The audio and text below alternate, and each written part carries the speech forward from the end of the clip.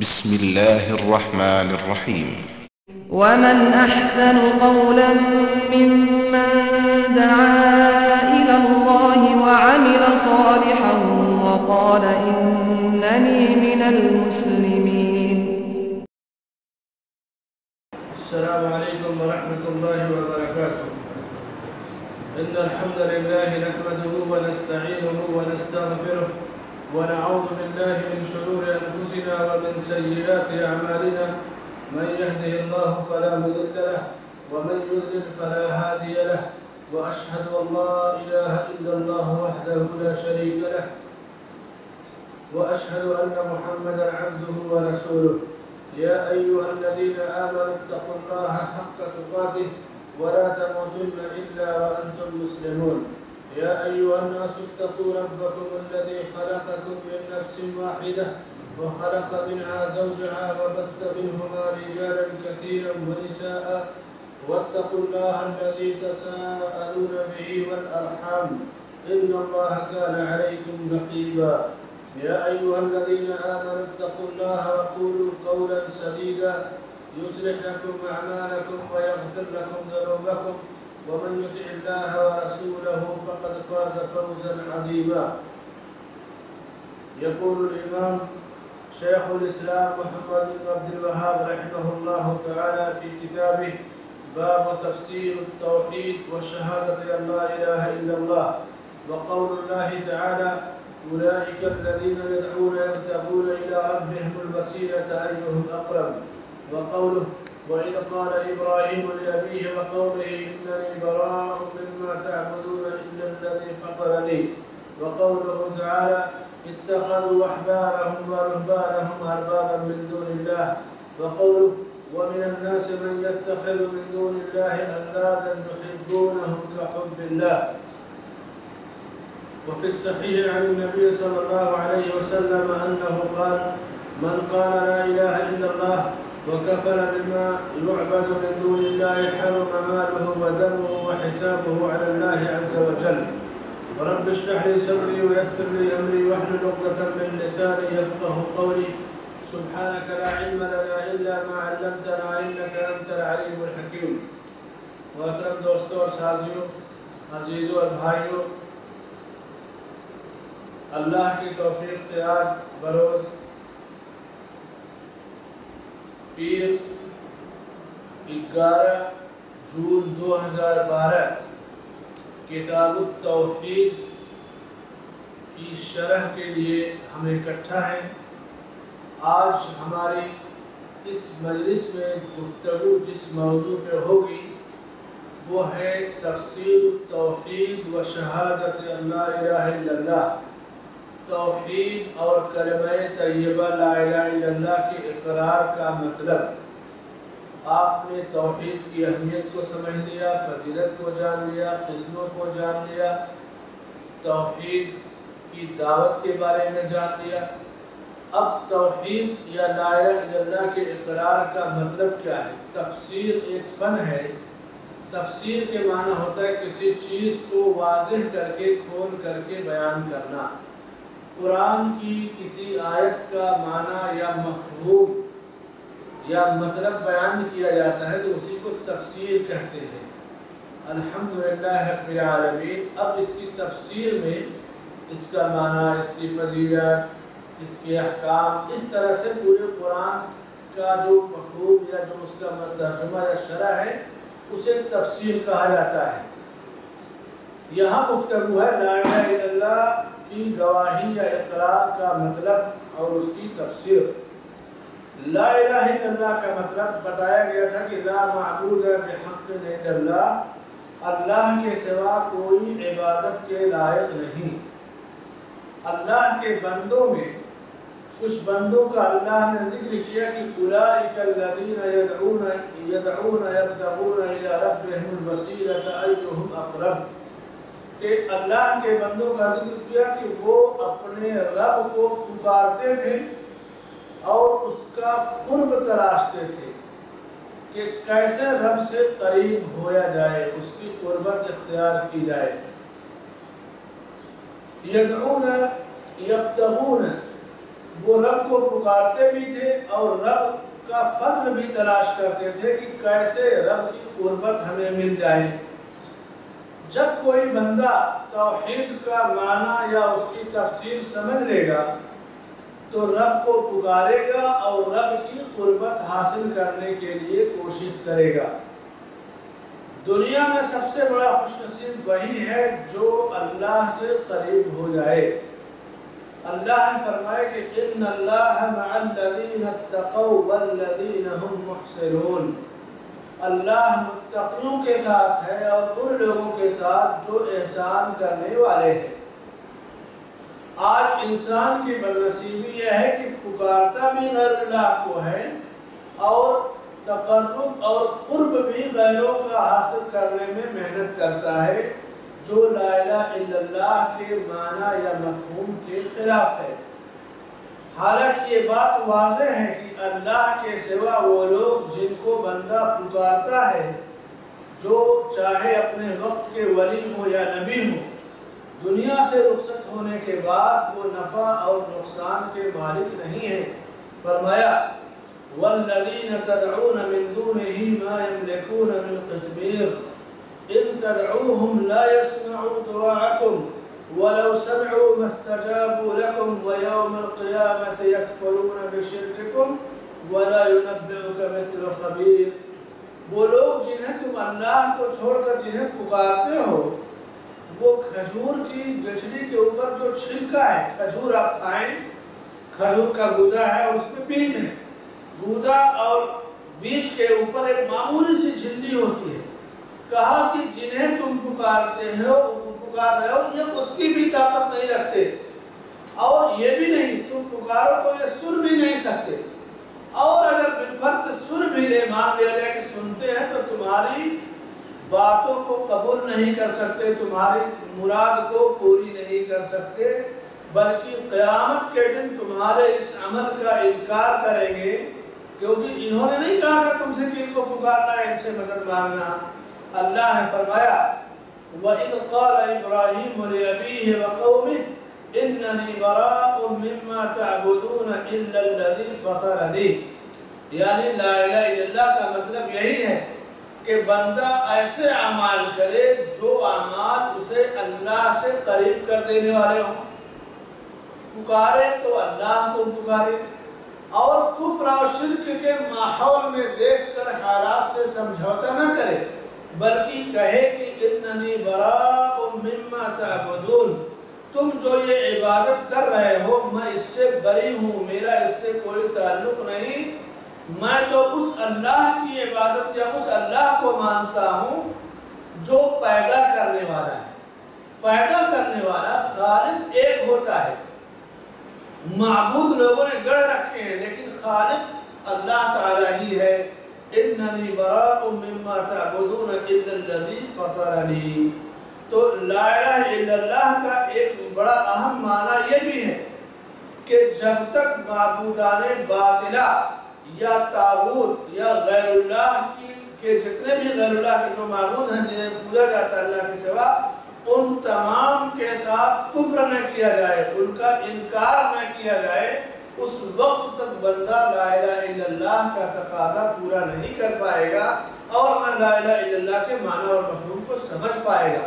ابراہیم علیہ السلام نے اس مفہوم کو سمجھنے کے بعد یہی کہا، اللہ نے ان کا کلام جو ہے یا ان کی بات نقل کی کہ اننی براء مما تعبدون الا الذی فطرنی، یعنی لا الہ الا اللہ کا یہی تقاضا ہے کہ بندہ توحید پر قائم رہے اور شرک کے سارے جو اسباب و وسائل ہیں ان سے براءت اختیار کرے۔ بہت سارے لوگ کسی غلط عمل کو کرتے آ رہے ہیں اور وہ یہ سمجھتے ہیں کہ یہ عمل اگر غلط ہوتا تو ہمارے باپ دادا کبھی نہیں کرتے، صحیح ہے اس لیے وہ کرتے تھے۔ قرآن کریم میں اللہ نے فرمایا کہ اتخذوا احبارهم ورهبانهم اربابا من دون اللہ، یہود اپنے علماء کو احبار کہتے اور نصارہ میں جو عابد ہوتے گرجا گھروں میں عبادت کرتے انہیں راہب کہتے تھے، آج بھی راہب اور پوپ کہا جاتا ہے۔ تو یہودی قوم یا نصرانی قوم کا عالم یہ تھا کہ انہوں نے اللہ کو چھوڑ کر کے اپنے عالموں اور عابدوں کو رب بنا لیا تھا. اتخذوا احبارهم ورهبانهم اربابا من دون اللہ والمسیح ابن مریم، اور عیسیٰ علیہ السلام کو بھی رب بنا لیا تھا، حالانکہ اللہ رب العالمین ان چیزوں سے پاک ہے. جب یہ آیت اتری تو عدی بن حاتم رضی اللہ عنہ اللہ کے نبی صلی اللہ علیہ وسلم کی خدمت میں حاضر ہوئے. حضرت عدی بن حاتم دنیا کا مشہور سخی، حاتم تائی بڑا مشہور سخی ہے. آج کہتے ہیں نا کسی کو سخاوت کی مثال دیں گے تو کہیں گے حاتم تائی بنتا ہے. حاتم تائی عرب قوم سے تعلق رکھتا تھا اور نصرانی مذہب کو ماننے والا تھا. اسلام اسے میسر نہیں ہوا. عرب کا وہ علاقہ جو مدینہ سے 250-300 کلومیٹر حائل کا علاقہ ہے، یہ حاتم تائی کا علاقہ تھا. علی اللہ کے نبی صلی اللہ علیہ وسلم کے زمانے میں مشرف اسلام ہوئے اور حاتم تائی کی بیٹی صفانہ انہیں بھی اسلام نصیب ہوا. حاتم تائی نصرانیت پر اور کفر پر مرے. عدی بن حاتم نصرانیوں میں چونکہ بہت سارے فرقے ہیں، ان میں ایک رکوسی فرقہ تھا جو ان کی قوم کا ایک حصہ اپنے تو محصول لیا کرتا تھا، تاوان یا زکوٰۃ لیتا تھا. یہ آج بھی نصرانیوں میں یہ چیز قائم ہے کہ اپنی قوم کے لوگوں کی پہلی آمدنی، پہلی جو ہے کمائی، اس طرح سے بڑے بڑے جس گرجا گھر کے ایریے میں جو نصرانیوں کا جو علاقہ ہے، جو عیسائی ہیں، ان کا تعلق ان کے گرجا گھر سے ہے اور وہ اپنے مال کا ایک حصہ انہیں دیتے ہیں. علی بن حاتم نصرانیوں کے ایک فرقے کے رہبر اور سربراہ بھی تھے اور دنیا کے بڑے سخی حاتم تائی کے بیٹے بھی تھے. مذہب کے بھی بہت مضبوط تھے اور سخاوت میں بھی بڑے مضبوط تھے. جب اللہ کے نبی صلی اللہ علیہ وسلم نے انہیں آیت پڑھ کر سنائی کہ اتخذوا احبارهم ورهبانهم اربابا من دون اللہ، یہود و نصارہ نے اپنے عالموں کو اور عابدوں کو اللہ کو چھوڑ کر رب بنا لیا تھا انہیں.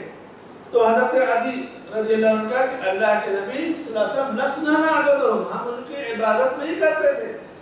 تو اللہ کے نبی صلی اللہ علیہ وسلم نے فرمایا یہ بتاؤ کیا ایسا نہیں ہے کہ تمہارے علماء یا تمہارے عابد یا تمہارے رہبر جو تھے گرجا میں رہنے والے، وہ جس چیز کو حلال کہتے تم اسے حلال مان لیتے، وہ جس چیز کو حرام کہتے تم اسے حرام مان لیتے تھے؟ کہا کہ ہاں ہم ایسا کرتے تھے. تو آپ صلی اللہ علیہ وسلم نے فرمایا کہ یہی ان کی عبادت کرنا ہوا کہ عالم یا راہب کسی چیز کو حلال کہہ دے تو قوم یہ نہ دیکھے کہ قرآن میں کیا ہے، نبی صلی اللہ علیہ وسلم کے فرمان میں کیا ہے، بس اس عالم یا پیر کی محبت میں اسے مان لیا جائے. تو ایسی صورت میں یہی ان کی عبادت کرنا ہوا جو کہ حرام ہے. انسان ہمیشہ پابند ہے، اپنے عمل کے بارے میں پوچھا جائے گا. اتخذوا احبارهم ورهبانهم اربابا من دون اللہ، اللہ نے یہود و نصارہ کی اسی کیفیت کا ذکر کیا کہ وہ ایسا کرتے تھے جس کے یہ ان کا گمراہ اور غلط عمل تھا.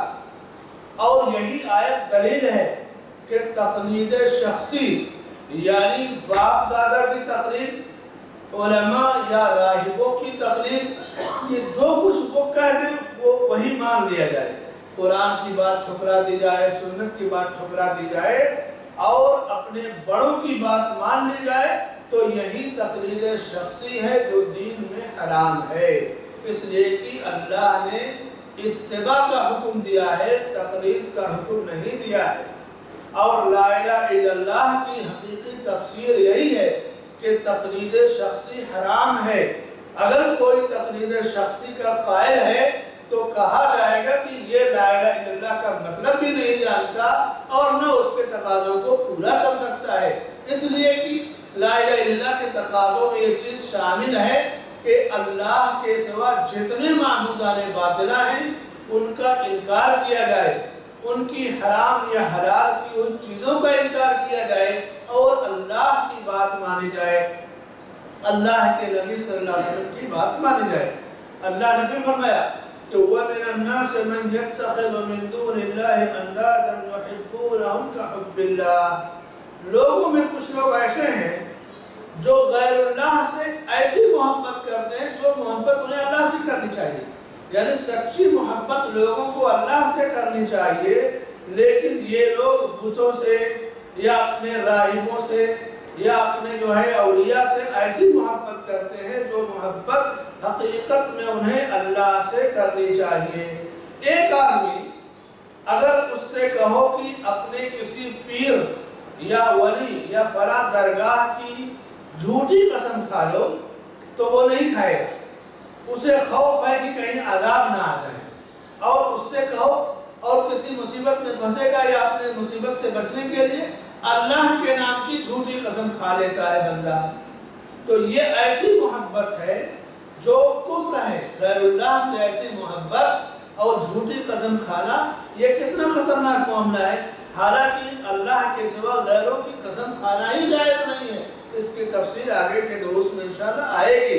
اسی طرح سے آپ دیکھیں کہ ایک آدمی جو کسی درگاہ پہ یا کسی ڈیوڑھی پہ چڑھاوا چڑھانے کے لیے دودھ یا کھانے پینے کی کوئی چیز دیتا ہے، وہ بالکل اوریجنل اور پیور چیز پیش کرتا ہے، لیکن بازار میں جس چیز کو فروخت کرتا ہے جس سے وہ روزی کماتا ہے اس میں ملاوٹ کر دیتا ہے، یعنی خود حرام جو ہے کھا رہا ہے یا حرام کا وسیلہ اختیار کیا، حرام کمائی کمایا، اور غیر اللہ کے نام پہ جب چڑھاتا ہے تو اس میں بالکل ملاوٹ نہیں کرتا۔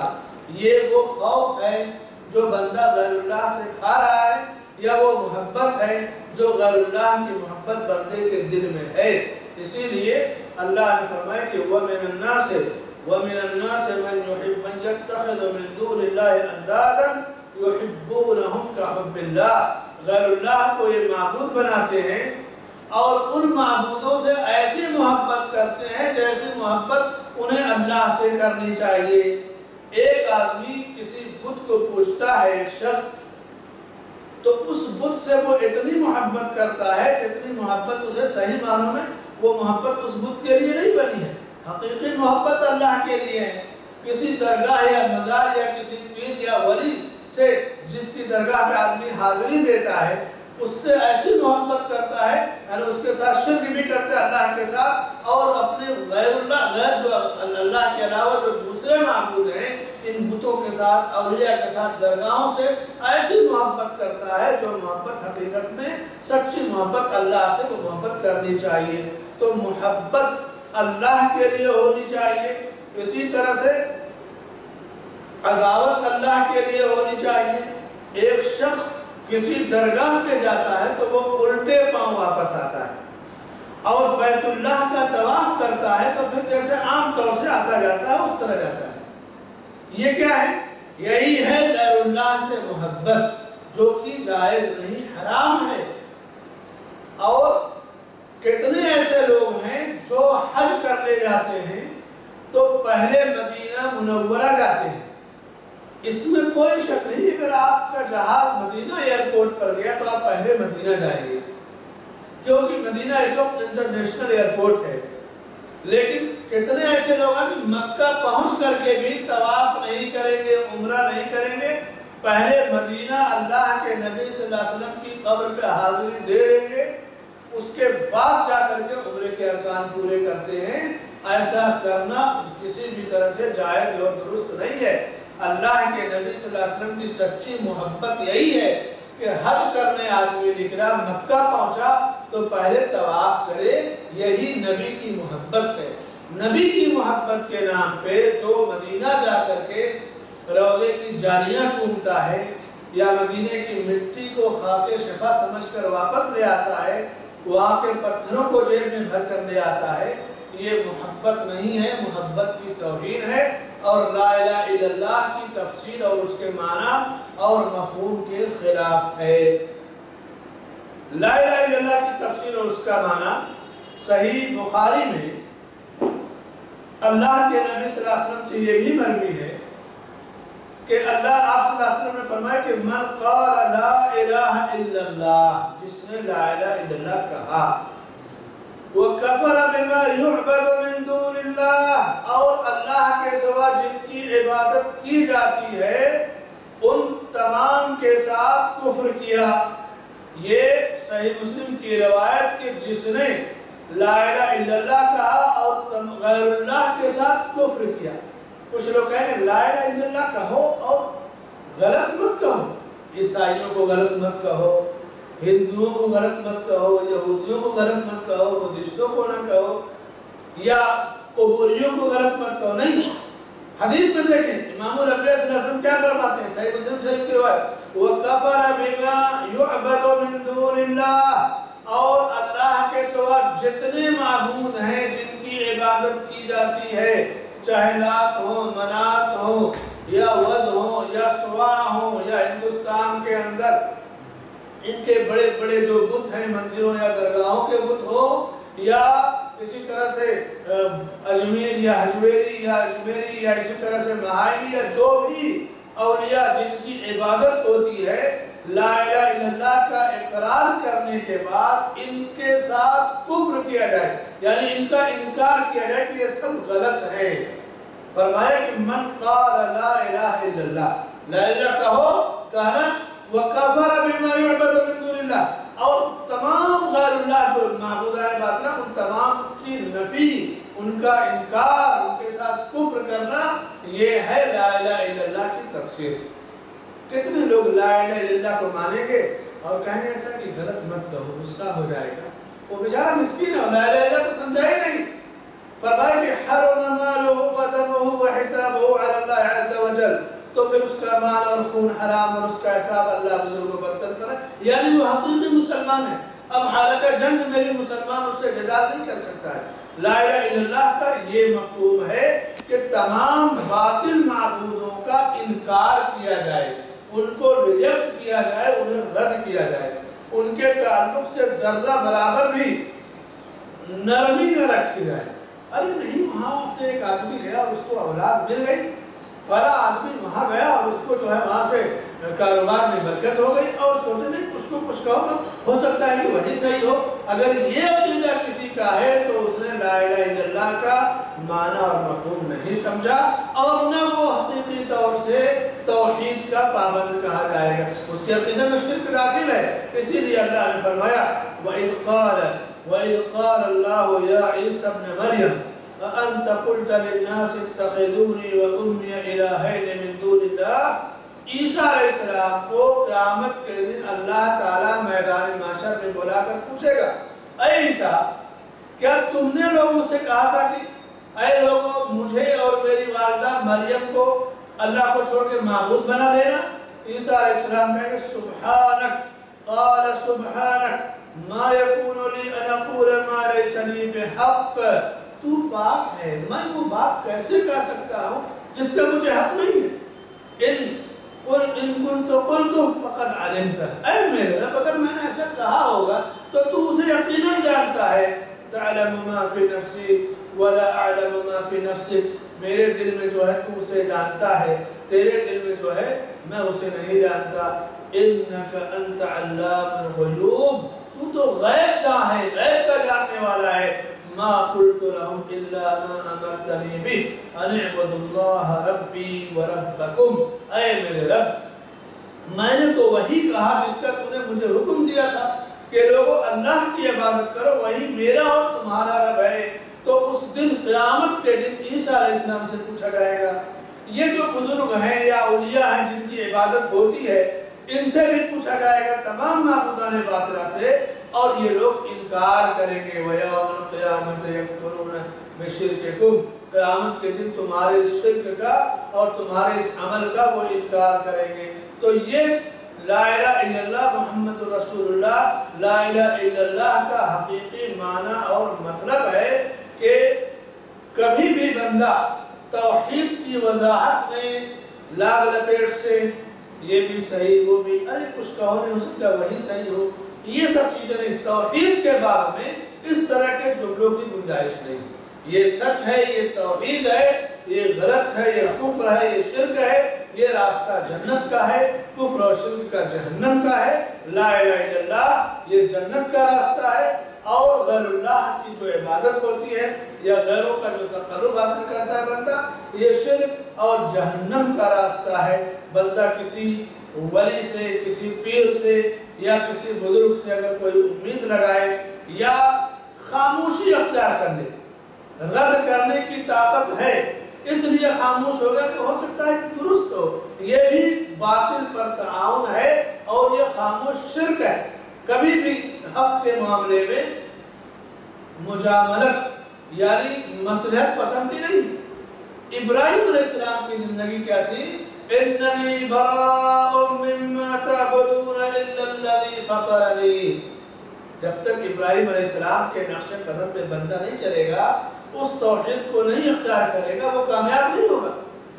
انسان ابراہیمی بننے کی کوشش کرے، آزری بننے کی کوشش نہ کرے۔ آزر یا آزر کے ماننے والے، بت فروش، بت بنانے والے، بت کی تجارت کرنے والے، بتوں کا احترام کرنے والے، بتوں کے بارے میں نرم گوشہ رکھنے والے تھے، اور ابراہیم علیہ السلام اور ان کے پیروکار یہ بتوں کو توڑنے والے، بتوں کو مٹانے والے، بتوں کے تعلق سے باطل عقائد و نظریات کو ختم کرنے والے، توحید کو پھیلانے والے، ایک اللہ سے لوگوں کو جوڑنے والے، یہ ابراہیم علیہ السلام اور ان کی اہل اولاد کا کام ہے۔ ہم ابراہیم علیہ السلام سے اپنا تعلق رکھتے ہیں۔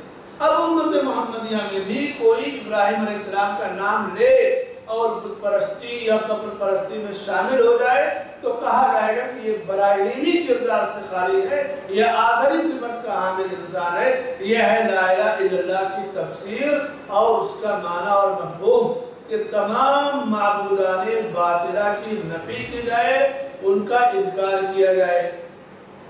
فرمائے کہ وَكَفَرَ بِمَا يُعْبَدُ مِن دُونِ اللَّهِ، اللہ کے سوا جن معبودوں کی عبادت ہوتی ہے یا اسلام کے سوا جن مذاہب کی پابندی کی جاتی ہے، ان تمام کا انکار جب تک نہیں کرے گا وہ لا الہ الا اللہ کو نہیں سمجھ پائے۔ ان الدین عند اللہ الاسلام۔ اب کوئی آدمی کہے میں کمپنی میں ہوں، کرسمس ڈے میں اپنے ساتھی کو مبارکباد دیتے چلوں، کوئی سوچے دیوالی آئی ہے اس کا تحفہ بھی میں قبول کر لوں، تو غیر قوموں کا جو دین ہے وہ باطل ہے، ان کا جو معبود ہے وہ بھی باطل ہے، تو پھر ان کا تہوار کیوں نہیں باطل ہوگا؟ اسلام کے سوا دوسرے تمام مذاہب باطل۔ ان الدین عند اللہ الاسلام، اللہ کے نزدیک دین کیا ہے؟ اسلام ہے۔ وَمَنْ يَبْتَغِي غَيْرَ الْإِسْلَامَ دِينًا فَلَنْ يُقْبَلَ مِنْهُ، اسلام کے سوا اگر کوئی دوسرا دین اختیار کرے تو وہ اس کی جانب سے نہیں قبول کیا جائے گا۔ تو اسلام کے علاوہ سارے ادیان باطل، اور ان ادیان کے جو تہوار ہیں، جو ان کی عیدیں ہیں، ان کو بھی اسلام نے وہ بھی باطل اور غلط، ان کے اللہ کے سوا جتنے معبود ہیں وہ بھی باطل۔ اللہ کے نبی صلی اللہ علیہ وسلم کی بعثت کے بعد اب کوئی اور طریقہ اگر کوئی سمجھے کہ اس پر بھی چل کر کے کامیابی مل سکتی ہے تو یہ بھی اسلام سے خارج شخص ہے۔ اسلام سے خارج کر دینے والی 10 چیزیں ہیں، اب انشاءاللہ اگلی کسی تفصیل میں 10 اعمال جو اسلام سے خارج کرنے والے ہیں اس کی وضاحت ہوگی۔ اس لیے کرسمس ڈے کی مبارکباد دینا، دیوالی کا تحفہ قبول کرنا حرام ہے، اس لیے کہ اس تہوار کا تعلق اس غیر مسلم کے مذہبی رسم سے جڑتا ہے۔ کرسمس کو عیسائی مبارک مانتا ہے، دیوالی کو ہندو جو ہے بابرکت تہوار مانتا ہے اور مذہب سے جڑا ہوا تہوار ہے۔ انسانی نقطہ نظر سے کوئی غیر مسلم اگر ہے، بیمار ہے تو آپ کھانا کھلائیں، یہ لا الہ الا اللہ کی دعوت ہے، اور پریشان ہے تو مدد کریں، یہ بھی لا الہ الا اللہ کی دعوت ہے۔ پیاسے کتے کو پانی پلائیں، اس پر بھی اللہ نے جنت کا انعام رکھا ہے۔ انسانی نقطہ نظر سے کوئی غیر مسلم ہو یا مسلمان پریشان حال ہے تو مدد کریں، یہ لا الہ الا اللہ کا پیغام ہے۔ لیکن جہاں وہ غیر مسلم اپنے مذہب کی دعوت دے یا اپنے کسی مذہبی تہوار میں شرکت کی دعوت دے، اس میں شرکت کرنا یہ درست اور جائز نہیں ہے، اس لیے کہ ہمارا عقیدہ ان الدین عند اللہ الاسلام، اور یہی لا الہ الا اللہ کی حقیقی تفسیر اور اس کا حقیقی معنی ہے۔ اب اگر کوئی کسی سے محبت کرتا ہے یا آخرت کو یاد کرنے کے لیے کسی قبر پر جاتا ہے کہ میں موت کو یاد کروں گا، دنیا سے بے رغبتی آئے گی تو یہ جائز اور مسنون ہے. لیکن اگر کوئی قبر پہ یا مزار پہ جائے، سمادھی پہ جائے، چڑھاوا چڑھا دے، پھول چڑھا دے، ان رسموں میں پڑ جائے تو یہ کھلی ہوئی گمراہی ہے، لا الہ الا اللہ کے تقاضوں کے خلاف ہے. اور ان چیزوں میں اس بات میں انسان کے دل کے اندر کسی قسم کا شک و شبہ نہیں ہونا چاہیے. یہ مختصر سی تفسیر یا اس لا الہ الا اللہ کا اختصار کے ساتھ مطلب ہوا. لا الہ الا اللہ بڑا وسیع مفہوم ہے اور اس کا مفہوم اور معنی اور تفسیر بھی بہت ہی جو ہے وقت کی طرفدار ہے.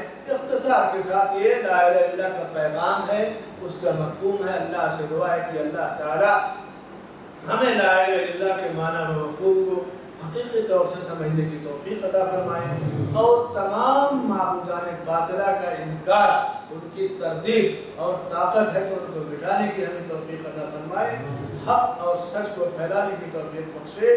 آمین. وصلی اللہ علی نبینا محمد وعلی آلہ وصحبہ اجمعین.